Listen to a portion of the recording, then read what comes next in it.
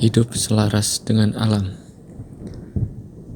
Dalam ajaran Stoicisme menekankan satu-satunya hal yang dimiliki manusia yang membedakannya dari binatang adalah nalar, akal sehat, rasio, dan kemampuan menggunakannya untuk hidup dengan kebijakan.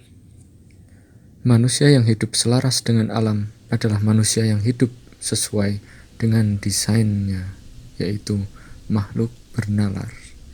Inilah grand design. Mereka yang religius akan memandang nalar atau rasio sebagai sebuah karunia dari Sang Pencipta, meskipun bersifat abstrak, yaitu tidak berwujud fisik atau bagian dari ruh manusia. Sebaliknya, mereka yang skeptis dan sangat berpegang teguh pada sains mungkin melihat nalar murni sebagai fungsi biologis, yaitu produk evolusi ratusan ribu tahun, hasil kerja dan interaksi berbagai bagian dari otak yang rumit yang menjadikan manusia modern saat ini.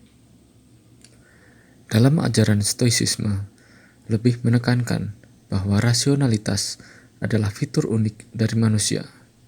Walaupun ilmu psikiatri dan saraf modern mengerti bahwa fungsi nalar bisa menjadi rusak atau terganggu karena masalah pada otak atau penggunaan zat lain.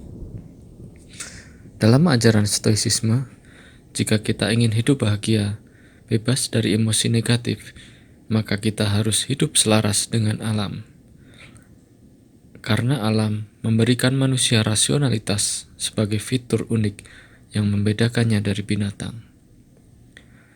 Istilah hidup selaras dengan alam untuk manusia artinya adalah kita harus menggunakan nalar. Saat kita tidak menggunakan nalar, praktis kita tidak berbeda dengan binatang. Selain kita menjadi sama dengan binatang, tanpa nalar, kita akan rentan merasa tidak bahagia. Karena artinya kita telah tidak selaras lagi dengan alam. Kita bisa melihat contohnya dalam kebun binatang. Ada seekor singa yang sifat dasarnya adalah tinggal di ruang bebas atau di savana. Kemudian dia harus tinggal di dalam kurungan yang sempit di dalam kebun binatang. Singa itu tidak hidup selaras dengan alam seperti sifat alamnya. Maka dia tidak akan merasa bahagia meskipun setiap hari dia diberikan makan. Artinya, dorongannya saat merasa lapar adalah dia menunggu makanan dari kebun binatang. Berbeda saat dia berada di alam liar, dia akan mencari mangsa dan menggunakan naluri alaminya untuk mengejar mangsa dengan fisiknya yang sudah didesain sebagaimana seekor singa yang buas.